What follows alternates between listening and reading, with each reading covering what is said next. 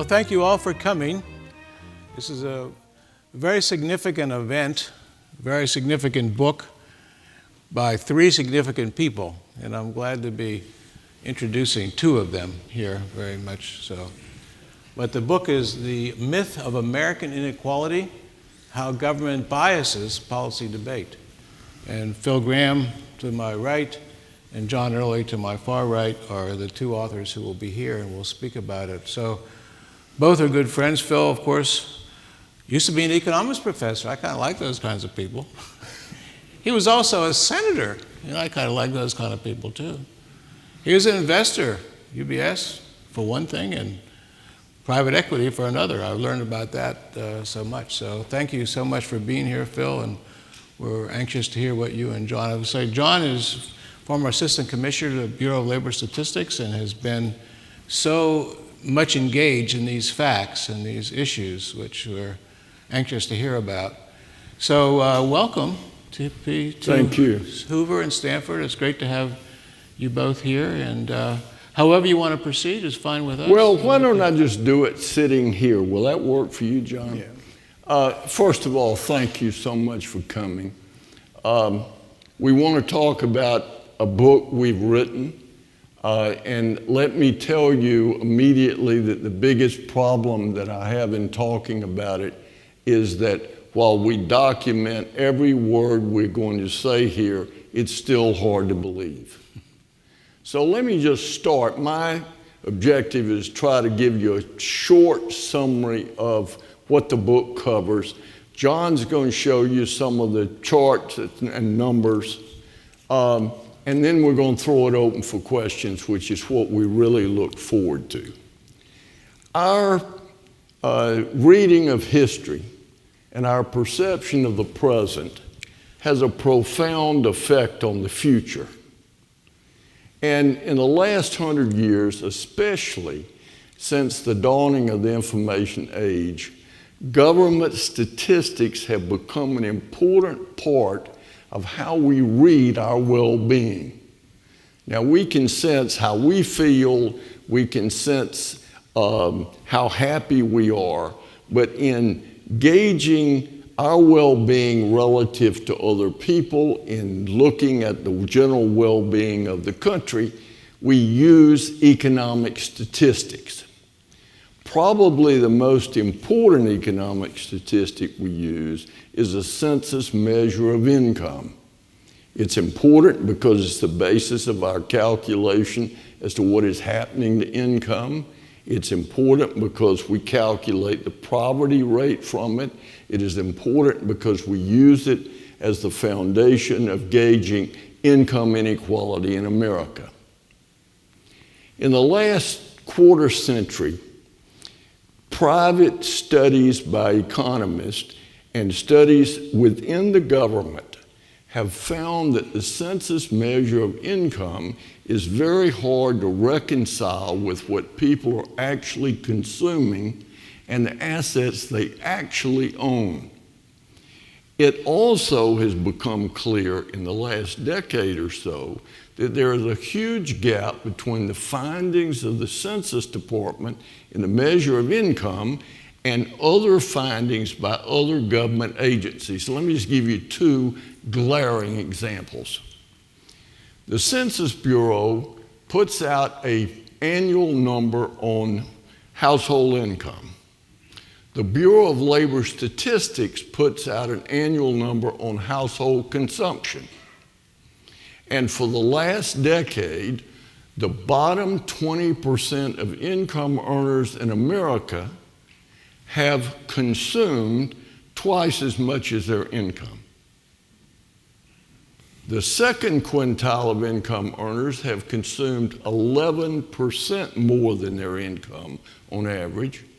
And the top quintile, the highest 20% of earners, have consumed only roughly 50% of their income, even though there is no evidence that they've accumulated assets at anything like that rate. How is that possible? Now, let me give you another one. The poverty rate fell dramatically from 1947 to 1965. And then for 50 years, it has oscillated between 11% and 15%, depending on how the economy was going. But yet, during that period, the level of average transfer payments per household in the bottom 20% of the income distribution of the country has grown from $9,800 to $45,400. Now, how can you be providing $45,400 for the average household in the bottom 20% of the income distribution, and the poverty rate has not changed in 50 years? Well, the answer is, when you go back and look at the assumptions that the census made in 1947 and the assumptions that it has made since as new benefits have been provided, the Census Bureau today counts only 0.9 trillion of the 2.8 trillion of transfer payments. The Census Bureau does not count tax credits, where the beneficiary gets a check from the Treasury. In fact, it doesn't count taxes at all. It doesn't count taxes you pay, which you never see because they're deducted from your wages. It doesn't count them as income you've lost. It doesn't count food stamps that people get in the form of a debit card. It doesn't count Medicare, Medicaid, and over 100 other federal and state benefits where government pays for the benefit that people who get the means-tested benefit get. Overall, the Census Bureau today is counting only about 1/3 of all transfer payments as income to the recipients, and is not counting any income taxes, any taxes paid at federal, state, or local level as income lost to the recipients. As a result, the Census Bureau says that the top 20% of earners get 16.7 times as much income as the bottom 20%. We show that if you count all transfer payments as income to the recipients, and you count all tax payments as income lost to the people who paid the taxes, that the ratio is not 16.7 to 1, but 4 to 1. Now look, you can debate how much income should be redistributed in a free society. It's a legitimate debating point. But there's a big difference between debating it when the facts show that the ratio is 4 to 1 rather than 16.7 to 1. We also find, amazingly, that transfer payments have grown so rapidly since 1965 relative to the after-tax income of middle-income workers that the bottom 60% of earners in America, when you adjust for household size, roughly make the same income. And how does this manifest itself? Well, one of the ways it manifests itself is that because the value of transfer payments has elevated the bottom 20% of income earners into the American middle income group, the number of prime work age persons in the bottom 20 percentile that actually work has declined from 68% to 36%.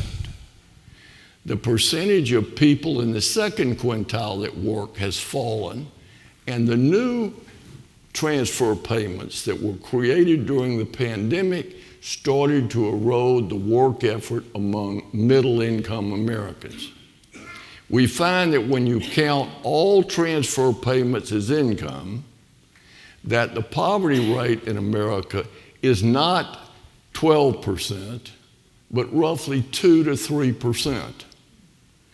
We have gotten ourselves onto this treadmill where we provide more benefits. The census doesn't count them as income.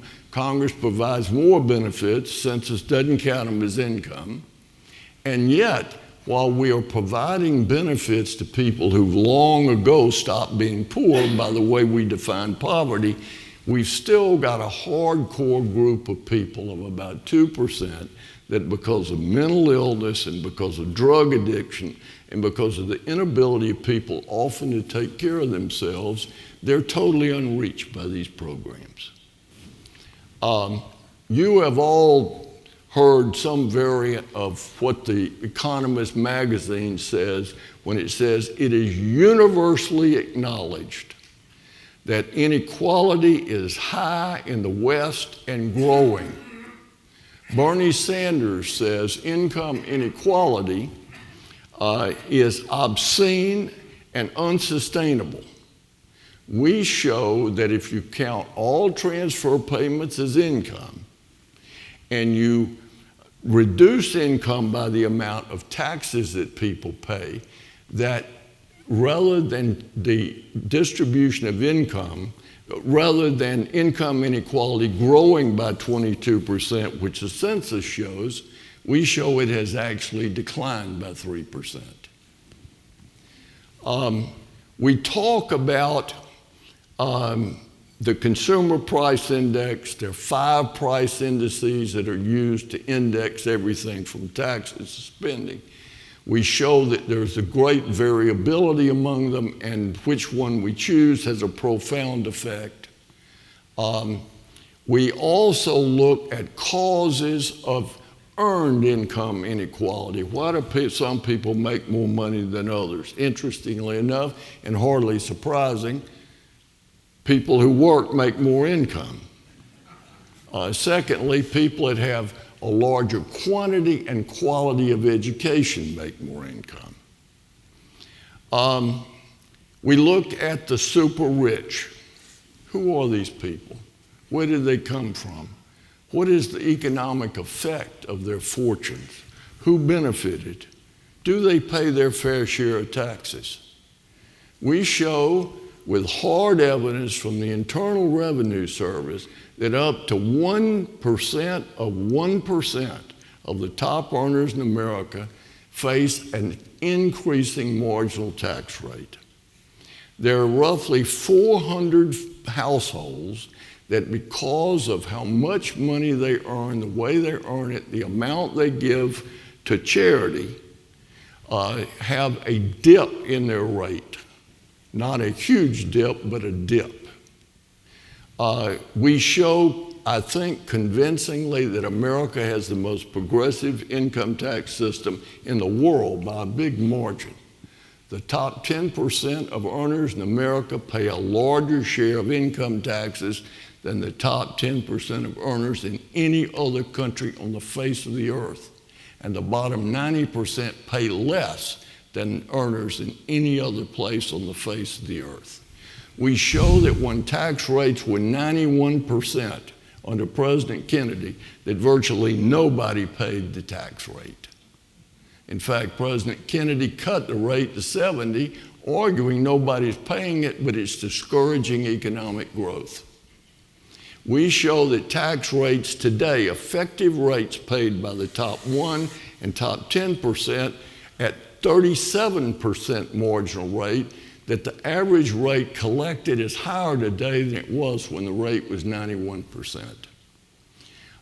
We look at Piketty and his study and basically show that he gets the result he gets because he doesn't count any government transfers in the income of low-income people, and because he changes the definition of income to count as income any appreciation in assets like the value of your home, the value of your retirement system, the value of your investment. Nobody anywhere in the world pays taxes based on the non-realized appreciation of their assets. We look at this ProPublica, where they were using stolen tax data from very rich people like Warren Buffett. And the amazing thing is they can't make their case with the tax return. So what they do is they take Warren Buffett's income, but they don't take his income that was reported on the tax return. They make up an income figure by estimating his level of wealth and what his earnings would have been if he had sold all his assets every year. We then look at mobility in America. You know, collectivists want to tell us that America is unfair because of income inequality. But equality of outcome in the competition of life is alien to the American ethos. What America promises, not equality of outcome, America promises, in the words of Abraham Lincoln, a fair chance and an open way to use your industry and intellect to advance yourself. We look at mobility numbers, both absolute and relative mobility, and I think convincingly show that mobility is alive and well in America, and so is the American dream. 93% of all Americans that grow up in the bottom quintile of income earners as adults have a higher standard of living than their parents did. That number falls slightly for the middle three quintiles, but at the top quintile, 70% have income levels greater than their parents. Now remember, we're talking about the elapse of some 30 to 50 years when we're comparing families to children. And during that period, we have had amazing prosperity in America. To just stay in the same quintile of income earners, other than the bottom quintile, you got to make 119% more in real income than your parents to stay in the same quintile they were in.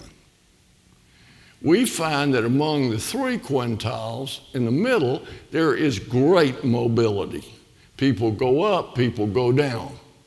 We find that in the bottom quintile, where people are often forced to attend failing schools, where their parents may not have the knowledge or resources to deal with many of their problems, that still not only do 93% live in families as adults that have more income than their parents, but 62% have their income rise enough to move into a higher quintile, including 6.1% that in one generation go from the poorest families in America to the richest families in America. We find among high-income Americans that 62% end up as adults living in households that have a lower quintile income than their parents. And you need to remember that if you're in the bottom quintile, there's no basement quintile, so if your income falls, you're still in the bottom quintile. And at the top quintile, you're in a situation where if your income rises, no matter how much it rises, you're still in the top quintile. Elon Musk was clearly raised in the top quintile. But he became the richest man in the world, but he still did not rise in the quintile, because you can only rise to the top quintile. Now, if you were in deciles or whatever terms John would tell you, he would have gone the distance. So anyway, as brief as an old college professor can be, that is a summary of the book. Remarkably, final point, we're having a debate about changing the fundamental nature of the American economy based on the assumption of growing inequality when the hard evidence shows that inequality is actually lower today than it was at the end of World War II. John? Okay, thank you, Phil. That was a good introduction to the general picture of what we learned in all this research, and I'm going to fill in a few points here and there with a little more of the statistics. This chart is a graph of the income distribution of United States households as measured and released by the Census Bureau for the year 2017. It's broken down into quintiles, or fifths of the households, ranging from about 13,000 in the bottom quintile to 220,000 in the top. So I'm going to disassemble this, look at the pieces, and tell you what we did to make this a much better estimate. And in doing that, 99.99% of the data we used was other published government data. There was one little place where we got some private data, but we didn't make this data up. It's actual published data. So the census data, as Phil said, tells us that range of income is a factor of 16.7 greater at the top than at the bottom. And we'll keep coming back to, well, when we made these changes, what happened? The census data consists of two big buckets where all the various details are put. One is earned income, the money you get from working, and the money you get from saving. The other is transfer payments, the money that government gives you. And we're going to look at each of those pieces and see what improvements we made in the measurement thereof. First, earned income, the blue distribution there is what Census publishes. But we looked at everything, not just everything that would reduce inequality, but some things that added inequality, as missing earned income did. The census, for example, does not count realized capital gains. Now, I'm not talking about those fictitious capital gains that the senator was laying out there. These are the real ones that you pay taxes on. They just don't count them for some reason. They also don't count as income the benefits you get paid by your employer. Of course, the most famous one being health insurance benefits, but there are many others. When we put those in, we get a distribution that looks like this, that is 60 times from top to bottom. And I'll return to this in a little while to talk about the reasons for that. Now we're going to turn to, now that we know what the distribution of earned income looks like and what changes we made to improve that, we're going to turn to the transfer payments. This is the census transfer payments. Social Security is a big piece of this. Other things that are included here are unemployment insurance, workers' compensation, and so on. So those transfer payments are captured by census, but they're only about 1/3 of the total. And these are the missing transfer payments. These include such things as refundable tax credits, where you get a check from the Treasury based on your income level that's free money. This is not returning of taxes that have been withheld. This is just a new grant of money to you. It doesn't include the charges made to the debit cards you get for your food stamps. It doesn't include Medicaid and over 100 other federal programs plus state and local programs. So that missing piece there is about 1.9 trillion with a T. We add that together and we get a distribution that's now a whole lot less steep. In fact, top to bottom, it's 5.7 times as large, about cut in half what census told us it was by getting all the pieces put together. Now we're going to take a look at something else that happens to us. You know, the government giveth, the government taketh away. And we all lose to taxes. The red and orange shading here shows how much we lose to taxes. About 35% of income on average to those in the top quintile, about 7% in the bottom quintile. Within the top quintile, that percentage rises to up over 40%. at the highest levels. And that leaves us with that dashed line there, which is income after transfers and taxes. And that tells us that the transfers and taxes are, when we take account of them, the difference is only 4.0. So we've cut the perception of inequality by 3/4 here. As was mentioned earlier, you can debate what government ought to do about it, but this is a question of what did they do about it? Is reducing the inequality down to only 4-1, is that far enough? Or is 16.7 far enough? We can debate that, but we need to know that right now we're sitting at 4-1. And the other important point, it's not only does the compression between top and bottom change, but the very important compression between middle and bottom, shown here by our little purple rectangle. And I want to take and dissect that range in the income distribution just a little bit. Here the same data are shown in a slightly different format. Again, same 4-1 ratio top to bottom. But look how close the income levels are there for the first, second, and middle quintiles. And just to give a little more color to that, the difference between the bottom and second quintile is only 8% of income. Yet, the adults, the prime age adults between 18 and 65, 2.8 times more of those in the second quintile work than in the middle quintile. When you go to than in the bottom quintiles, okay? 2.8 times more in the second than in the bottom.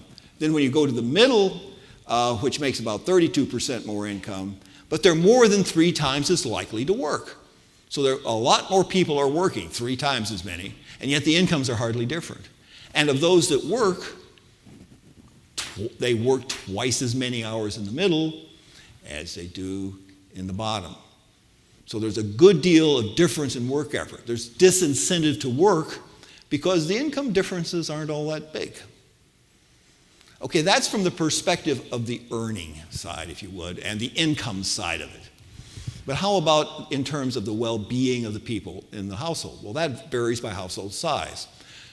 Smaller households tend to have lower incomes, bigger households tend to have larger incomes. And there are a number of ways to adjust for that. We'll show here at the average of 3 of those. The book goes into a little more detail. But if we adjust for household size, the difference between top and bottom drops to 2.7 to 1. So the divergence shrinks on us again. And what is interesting here is that the bottom quintile actually, on a size-adjusted basis, has 5% more income than the second quintile, based on their earnings power. And although the middle income gets a little bit more, it's only 7% more for 3 times as many of the people working, and for them working twice as long. So again, disincentive to work, and that led to this decline from 68% of the adults in the bottom quintile 50 years ago working to only 37% working today. Let's return for a minute now, then back to that earned income to see why there's the difference. And the Senator outlined what some of those differences were, and we're going to quantify them a bit. And you want to emphasize this is earned income. This is what people actually earn, no transfer payments. Yeah, right. This is before the transfer payments and before the taxes as well. And the largest reason for this difference is this difference in work effort that I was just highlighting here. And so that accounts for almost 1/3 of the difference, because the people in the bottom quintile, only about 30% of them of the adults work, whereas it's over 100% in the top quintile because of the way we did it. We count anybody who works and divided by the number of prime age adults. Not only do almost all the prime age adults work, but so do a lot of people that aren't prime age, both older and younger. And so that difference accounts for about 1/3 of the total difference in income. The more you work, the more you make. Another 25% comes from the quantity of the education. Now, Phil mentioned both quantity and quality. The quality we haven't teased out here, but this is the quantity. So if you have a college degree in a quantitative discipline and you become a surveyor, very important discipline, you only make half as much as someone who also got a bachelor's degree and became a computer programmer. So there's difference in terms of occupational choice, and so that choice is preferential. People like one job or the other, as well as their other skills that they may have. Another 6% comes from the difference in of occupation within the education, which I guess I hit the button that didn't move before. Sorry about that. And then we have about 2% coming from experience. As people get more experience in their work, their income doubles over their work life on average. And that, of course, adds some to the inequality. There's another 18% here that comes from other employment-related inequalities that we won't go into right now, and 17% comes from differences in savings. So those are the reasons why there's difference in earned income. Then all that difference in earned income, of course, immediately gets compressed considerably by adding lots of transfer payments to the lower end and taking lots of taxes from the higher end. Now we're going to look at another measure here. We've been measuring the top to the bottom. Well, this is called a Genie Index. It's not some critter in a bottle, but that's going to give you your wishes. But it runs from 0, which says that there is no inequality and therefore complete equality. Every household gets exactly the same income, all the way up to 1, where one household would get it all. And the census data for that measure runs at about 23% increase over the last 70 years, just sort of systematically working its way up. But we know part of the reason why that is so. They weren't counting a lot of the transfer payments that were going into effect, and they weren't counting the taxes. When we count those, it doesn't go up. In fact, it goes down 3%. Okay, now let's take a look at the poverty rate. Before the war on poverty, poverty had dropped in the last 20 years by half. Johnson wanted to make it fall faster and also replace the handout with getting people jobs. And so what happened? We had some big appropriations, and it went down a little bit, but it was all within a range. And it stayed within that range for 50 years. It oscillated with the business cycle, but there was no trend up. Again, we know the answer why. They weren't counting all those transfer payments that the war on poverty was passing and distributing to people. If we counted those, the poverty rate would have dropped to about 2.5%. And then Phil was talking about the various CPIs that are used. Well, Census doesn't use the best one for this purpose. And if they did, we would find it dropped down to just a shade over 1%. So we have a measurement problem here, and we need to get that straight before we have debates about what we do about income distribution. And finally, looking at this long-term effect of upward mobility in the population. This chart here is the income for the year 1967, and each of the pieces of the stacked bars there is one of the income quintiles, showing the income range. So, for example, the bottom quintile runs up to about $15,000, and the top quintile begins at about $55,000. And each of the others there are labeled appropriately. And the top kind of phases out as you go to the top, just to remind you that that's 150,000 at the top is not the limit. That's just as far as we took the chart, because it could go on indefinitely. Now put the data for 2017 there. And you see that 77% of the households are making incomes that in the year 1967 would have been in the top quintile. That's real adjusted for inflation. Okay. And so everybody that's in the top quintile today would have been then, all those in the fourth quintile, all those in the middle, and the vast majority of those in the second quintile even would have been in the top quintile. And only about 2% of those in bottom quintile today would have been in the bottom quintile back then. So that is the massive improvement in the prosperity of the American household over the last 50 years. And hopefully that will give you enough grist for the mill for some interesting questions. Thank you. Thank you, John. Thank you, Phil, very much. So there are mics if people have a question to ask, or I have just one to get started, and please line up, that's fine. You mentioned there's possibilities of legislation in the book, and you gave examples. Is that a possible solution? Is that just impossible? Because No, I mean, these things can be corrected, right? So in the conclusion, we really focus on 3 policy changes. One, Congress needs to legislate to require the Census Bureau to count all income and all taxes. Now, we're trying to start a debate. We're not trying to end a debate. We're not claiming that food stamps are worth the value that is transferred to people. It may be more, may be less.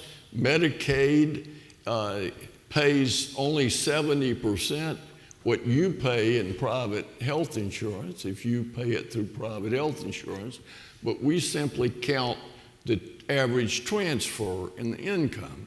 All of that is debatable, but what is not debatable is that these things have value. That when you get a check from the Treasury, it's money. When you get a credit card from the Treasury and they pay the debit card and they charge it every month, that is certainly not of zero value. So please talk right in the mic. People have yelled at me all these years, and so I don't hear too good. Okay. Thanks a lot, Senator. I'm really glad you're here today. I noticed when I started going to college and graduate school in the mid-90s that there were a lot of misconceptions. I could give you a big one as an example, and that simply was they talked about how it was a new economy in 1995. It was a new economy, that the old measures didn't mean a thing because of this new economy with the internet and what have you. Now, that was a lot of bilge, because at the time, what you had were people chasing stocks so they would be part of the new economy being sold on the internet.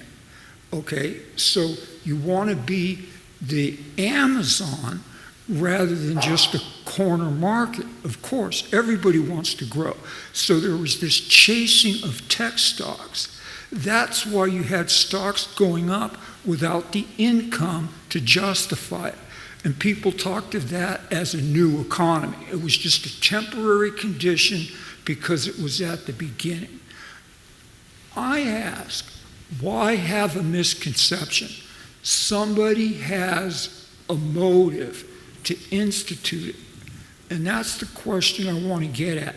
We have a lot of people today who benefit from misconceptions, like the misconceptions that you're mentioning here.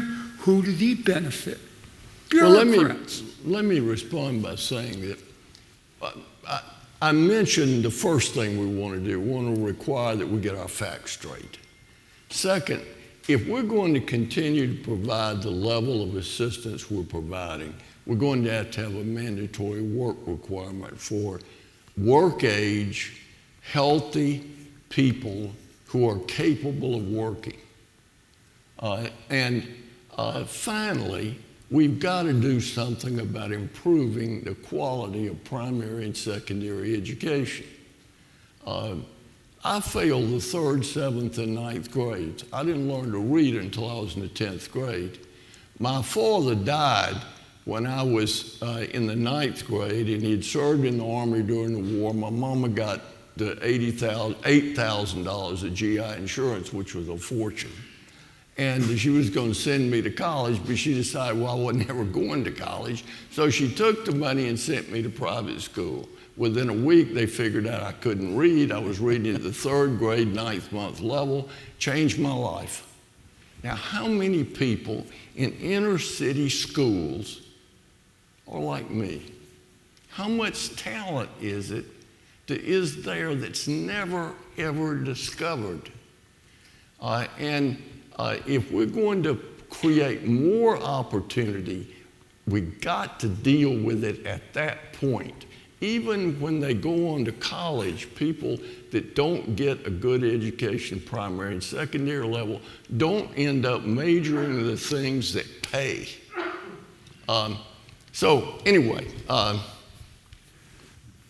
Thank you so much for that lucid presentation. I'm a senior fellow here at the Hoover Institution, an economist.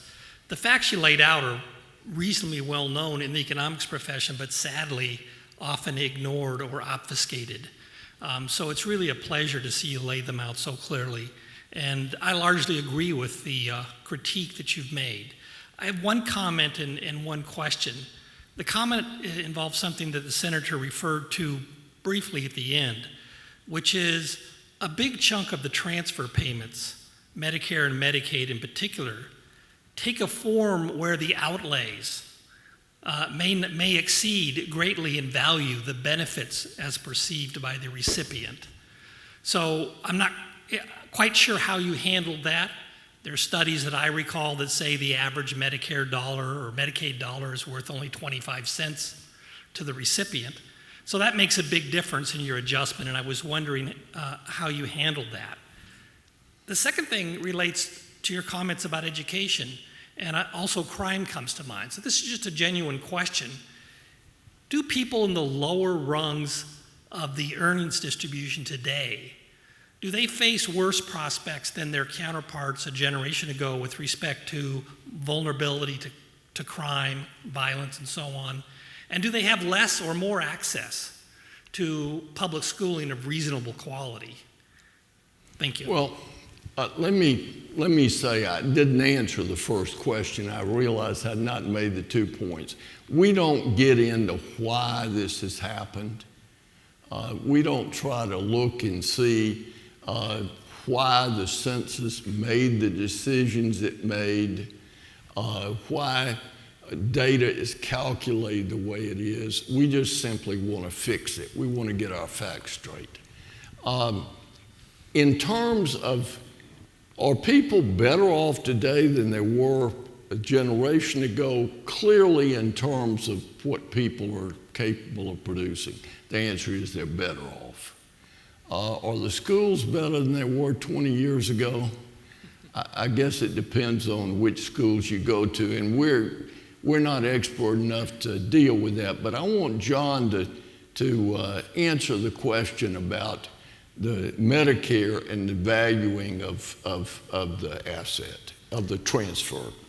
Okay, and we might say a little bit more about the education in that what is clear that for most of the last 50 years, education on average has not improved. And especially for those from disadvantaged backgrounds, it has not improved. The data on that are quite clear. The exceptions are those who get the advantage of such things as charter schools and so on. But they are the minority exception. Now to the matter of valuing transfer payments. The one thing we know for sure is that they're not worth zero. And that's the way Census treats it.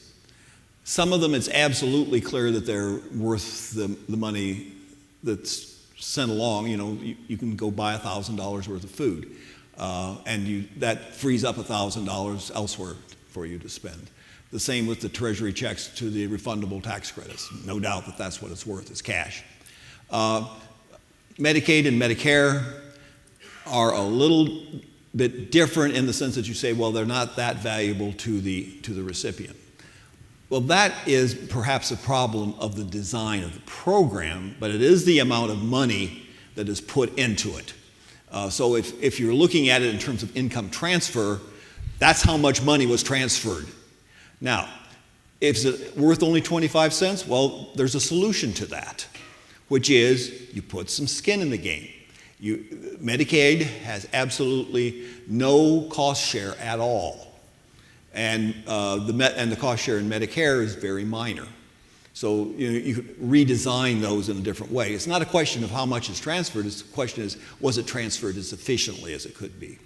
And the question about Medicaid and Medicare value to the recipients, at least now the studies I've seen, it's provocative in terms of looking at it, but it doesn't demonstrate it convincingly for a number of reasons. One is that already the amount is only 70-some%. Well, let me turn it around the other way. It's 44% as much as what you pay, or 44% less than what you would pay in the market. Okay? So that suggests that other people are consuming the same stuff at a much higher price. So already it's discounted substantially. Now, whether it should be discounted further, we could do some research on that, but so far the choices of how to adjust for it seem to be relatively arbitrary. But it's a valid point, but we just got to figure it out. We know it's not zero, and I'm pretty comfortable that the 44% discount is about right. Yes, sir. Thank you both for coming. I appreciate your time. My name is Kevin Kadavi. I'm a freshman here at Stanford. I was wondering if the inclusion of transfer payments decreases the percentage of people in poverty, and poverty is defined by income earned. Were the lives of those people examined after the transfer payments? Because if they're still struggling in a conventional or practical sense of poverty, and we redefine what income means, do we have to redefine then what poverty means? And then what is then to be done with that? Do we have to change? Well, let me start by responding by saying that we define poverty as 3 times the cost of a basic diet. That is a government definition. And so the question is, do they have access to resources that allow them to achieve that level? And what we're saying is, if you count all transfer payments, that the number of people who are actually poor in America by the standard definition is closer to 2% than it is to 12%. So that's how we're approaching it. Now, are people poor if you're giving them benefits? It's a question about, is there a difference between earning income and being given income? Obviously, I think there is. But it's a value judgment on my part. I think happiness comes from achievement. And one of the reasons I want to get people back to work is not just the money it costs to provide the benefits, but if you're not in the economy, you miss the boom that happened in the last 50 years. If you're not on this escalator we call American free enterprise, you don't accumulate skills, you don't get on the job training, and you don't discover ability you have. So I may have gotten way off your question. You want to add to it? Let me just clarify a bit, and it may just be the way you stated it, but the income level has from the beginning included both transfers and earned income. The reason for the divergence over time is that almost all the transfer payments, well, 2 things. First of all, transfer payments were a lot smaller proportion of the income, some 70% rather than 90% of the lower income people. But the other was that over time, we added more and more transfer payments, raising their total income, but we weren't counting it. That's the key. So transfers have always been there.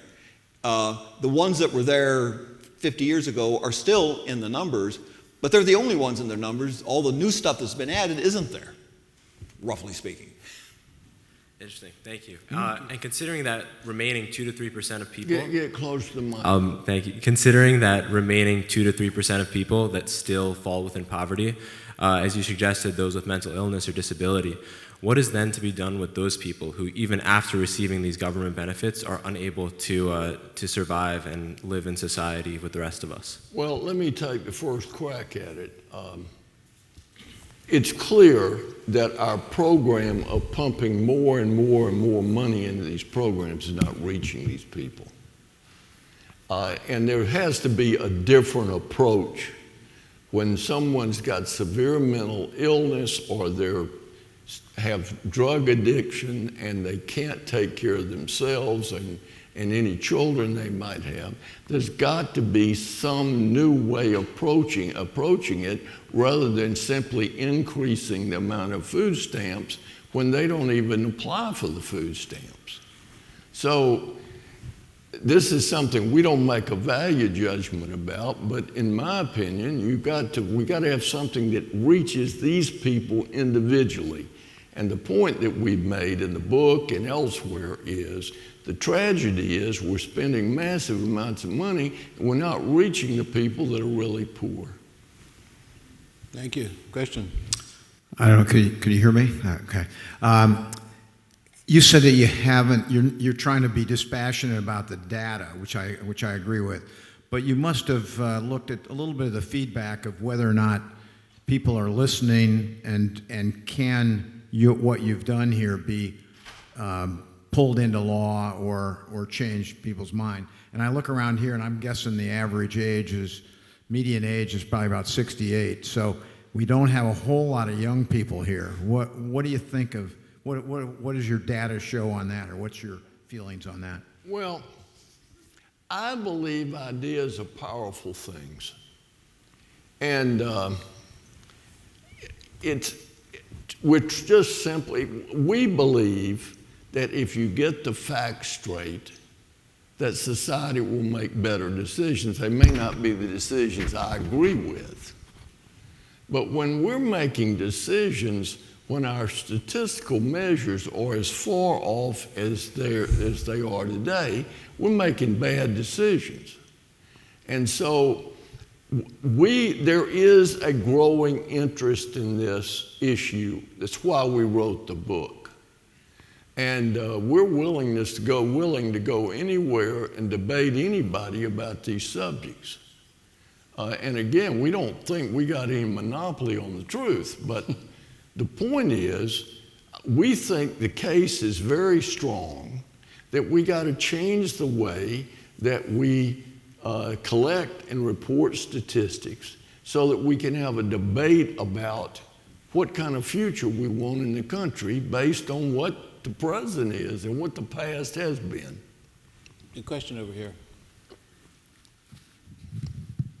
Thank you very much for your presentation. Actually, my question I think is pretty similar to that. What social changes have you seen that you think is affecting the way that people are perceiving inequality? For example, just walking around Silicon Valley, it's very stark to see people living in camper trailers next to some of the largest tech monopolies in the world having their headquarters. And similar in the past, it doesn't seem that the richest people in the world were feuding with people on Twitter. So are there any changes you've seen that might make it seem that inequality has increased despite the statistics? John, would you tell me again exactly what you think the question was? I'm not sure I got it. It's nothing wrong with you asking. It's a visual. You drive around here, you see people in tents. You see in San Francisco, and they're next to millions of homes. And what about that? What do you do? Are you doing anything about that? Say that one more time. You don't have to even look at your statistics. Yeah. Look around. Yeah. Your people in tents, people in streets, living on the street. Yeah. And they're living right next to very fancy homes. Yeah. So what about that? Well, look, the thing that started us thinking about this book was the statistics didn't show the world that our eyes see. Now look, there are poor people on the streets in San Francisco, but they're not there because the government has not provided money to take care of them. They're there in many cases because they've got problems that are not solved by the government program. And simply throwing more money at the program is not going to solve their problem. Now, there are people who live in very nice houses. But you need to realize we don't live in a zero-sum world. When somebody gets a degree from engineering here and goes out and makes $250,000 a year, starting out, they're not taking that money away from you. They're taking it away from me. They're creating it. Warren Buffett is a very rich man, but he made every penny of it, and he made us richer in the process. So, maybe I'm missing something, but I don't resent people being successful if we've all benefited from their success, and whether we have or not, it's their success. They didn't take it away from us. And from the time of Plato, we've debated inequality based on the world he lived in, which was a zero-sum world. We live in a world where people create their own wealth, and we'll all benefit from it. So 2 more questions right here, and that's it. Please. Okay. Yeah. Thank you for your presentation. Your data was represented in quintiles, but the discussion on inequality has shifted to the bottom 50 compared to only just the top 1%. So how does your data hold up and the dramatic decrease of the ratio when the population is divided into, say, smaller groups of 5 to 10%? And how do you respond to critics who may even go as far to compare the top 1% to the bottom 1%? Well, if I may on that one, well, they're actually there is a chapter on the super rich where we get down to the 1% of 1% and the 1/10 of 1% of the 1%. So we cut it as finely as the data will allow us to, and that's easy to do. And the point about, well, people take comparisons that just happen to make their case work, but the standard releases are in quintiles, so that's why we did that. But if you do it in deciles, if you do it in percentiles, you get essentially the same answer. It's just a little different in detail. I can't hear. Sorry. But So good question. Yeah. Questions here? Yeah, and the point being that in the broad general statistics of the Census Department, it's quintiles. That's what they use, or that's what we use. But we look at down to the 400 richest households in America. So we look at the micro level at who these people are. And the question about this massive income inequality, Warren Buffett has created a tremendous amount of wealth. He has massive income. He doesn't spend much of it. So where does the wealth go? He reinvests it back in America. Would we be better off taking his wealth and giving it to the government to spend than we are with him investing that wealth and building a future that you're going to be part of? So two more questions, Phil. Is it one and then 1, 2? That's it. Thank you very much for your time. My name is Jared Weisberg, and I'm an undergraduate here at Stanford.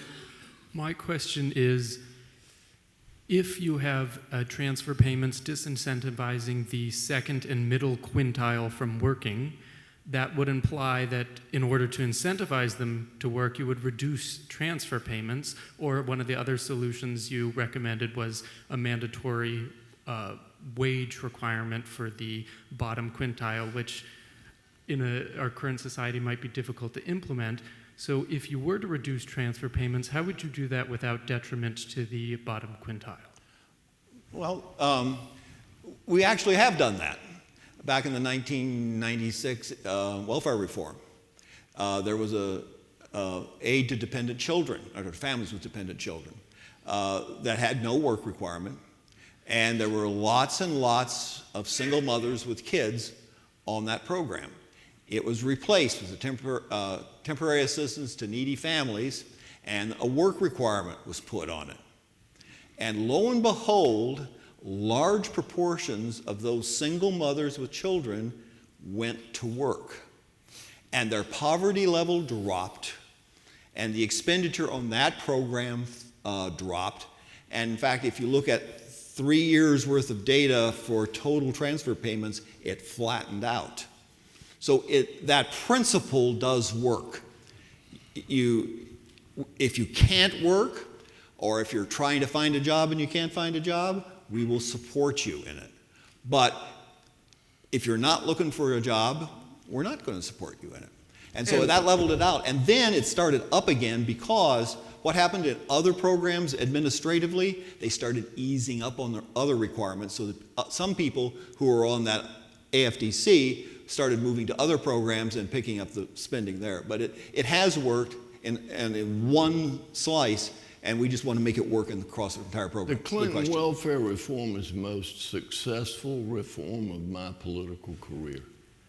A tremendous drop in the number of families on aid to dependent children. Most of them took jobs, benefited, they benefited, their children benefited. Would that happen in every other program? Who knows? But it happened there. No question about that. Last question. Yes, sir. Thank you. I'm Walt McCullough. We have one big concern right now in the economy, and that's inflation. Yet I've only heard that word used once by you people. And as far as I'm concerned, inflation is caused by all these transfer payments of phony money. Could you comment on that? Yes, I can. All these numbers we're using are adjusted for inflation. But look, we increased government spending by 50% in 1 year. And there is no possibility that you can increase government outlays by 50% in a year and not have prices go up. So there's no question in my mind that this inflation was created by excess demand. Now, in every other country in the world followed our example, and they produced similar results to what we have.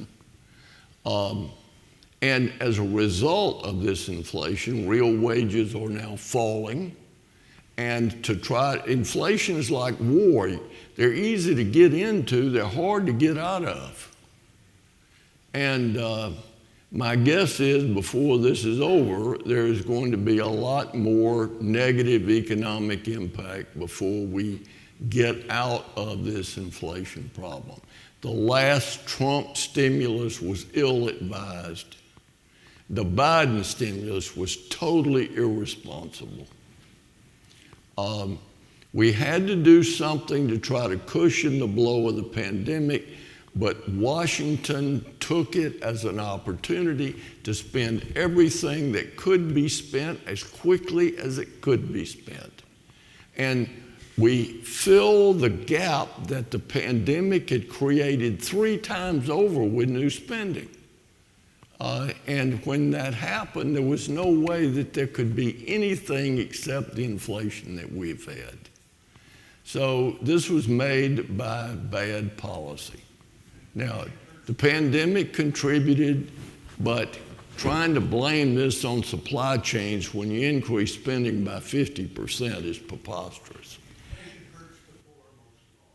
Well, I don't know whether that's true, but it sure hurts everybody. And if you own your own home, you're paying rent to yourself. If you don't, you're paying rent to somebody else. So you can make a case to some extent. We've looked at that, by the way. But the point is, it is very harmful to working people who are seeing their real wages decline. It's very harmful to retired people on fixed income.